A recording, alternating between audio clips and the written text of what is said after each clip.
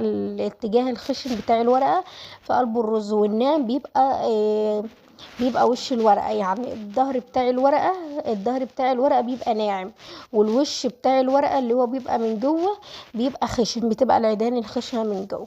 وتبدأي تحطي شوية رز وتتني طرفين، وتبدأي تلفيه على صبعك، تاخدوهم لفة على صبعك كده، فالورقة بتطلع معاكي للآخر زي ما انتوا شايفين بوريكوا كده. في ناس ما بتعرفش تلف ورق العنب، مع انه لف سهل جدا جدا جدا، يعني مش بيبقى محتاج حاجة والله. المسألة بس بتبقى محتاجة شوية تركيز وشوية سرعة مش اكتر.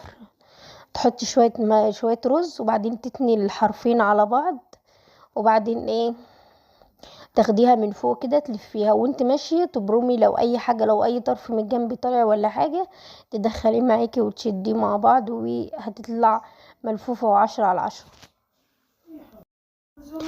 وبعدين بدأت بقى اللي انا